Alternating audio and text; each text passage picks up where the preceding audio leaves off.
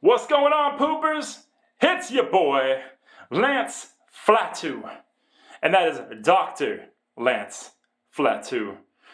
Reminding you guys that yes, indeed, I am still pooping on my podcast, and I am still providing a spotlight for the things that are going on around the rim of the bowl. And in fact, this time we got something even special going on. I did a side piece.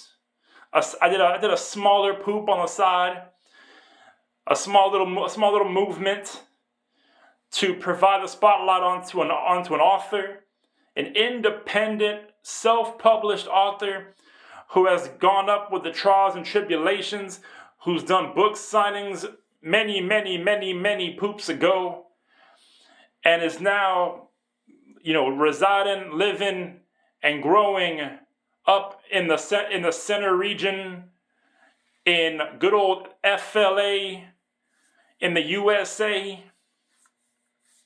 And that his name is Guillermo F. Porro, Porro. And that was a Roman numeral 3 at the end of it, drop the 3 on it. He has books available at Barnes Online, retails only, Barnes & Noble, Books A Million, Target, Walmart, Amazon. If it's available online, it's available. Pretty sure he's got one on iTunes as well. I forgot to ask him that too. But it is available online. He has a brand new book that has just been flushed, been dropped.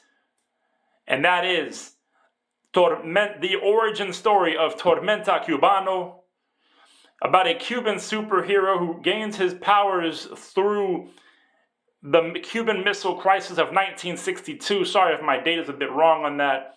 Was never a history buff. He is in search to defeat the dastardly evil, the psychomaniacal Colonel Linz, who is looking to use Tormenta Cubano's powers for his own benefit, so he can not only take over the island of Cuba, take over the Caribbean, take over the United States, and take over the world, one sip of Cuban coffee at a time. And I say that because that's how the power is brought out even further, how it is intensified. It is by that. And so I bring you a little bit I did ask him a couple of questions. I asked him, I said, hey, what inspired you to write this book? And he said, in no, sugarcoating, he said that it was his amazing coworkers, his great family, and his wonderful creative imagination that provided him not only with the heroic backstory, but the villainous treachery that can go on behind the scenes as well as in front of the adventures that have undergone throughout this story. Number 2 is why? Why did he feel it necessary to write this book? And honestly, he said that because there wasn't many. You have, the American heroes, you have the heroes of different types, but that he felt that the Cuban hero was very held back, very restricted, that there wasn't really one out there. And so he used his ability to write fictional stories, to write with a creative mindset, and also to have fun with it, to provide, to basically trade his average life with going from average life to one that is super intensified, super heroic, and one that basically the average Joe, average Jane can relate to. I will tell you that having read it myself, that I was very impressed by his visual aid, by the imagery that happens throughout. It's almost like you're living it through a story, you're living it through a movie, a show that you could watch on any network, And I will definitely recommend this for anybody and anybody. I will say that for those who are not bilingual, and believe me, he said himself that he is not 100% bilingual. He's still mastering the Spanish arts. Is that most of the dialogue is in Spanish. So you might need like a Google Translate, a Spanish dictionary, something of that sort to get a better feel for how the story is progressing through the chapters, through the pages, from front to back. But he definitely recommended that as well. You definitely got to give this a look. Definitely buy it. Definitely help build this, self-creating, self-publishing individual. Because again, publishing is in itself, and this is, words of his, is that he said that publishing is not an easy game to get into.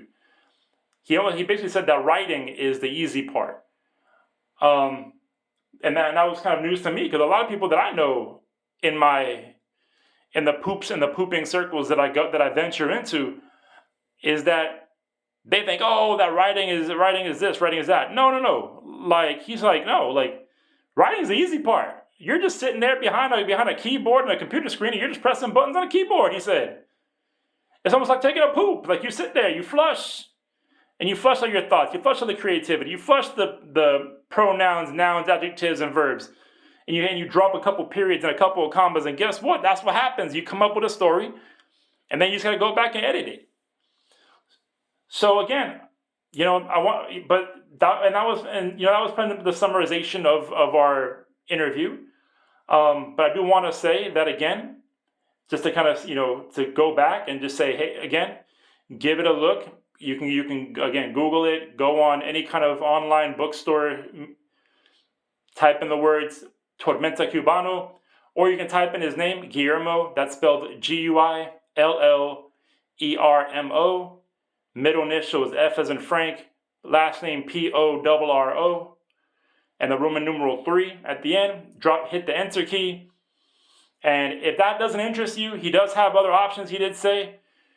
Things from talking animals to, let's see, what else do I see here? Oh, yep, got it, okay. You got warring tribes, you got fallen angels, a variety of stories that are not, and the wording is not super advanced. Even I, myself, Lance Flatu, can understand. And definitely give it a look. Definitely give it a thumbs up, a like. Definitely leave a comment about, how he can improve as a writer. He always uses, that's half the battle is accepting critique, accepting criticism, and saying, okay, how can I continue to strive to develop my abilities and to get my creative imagination out there.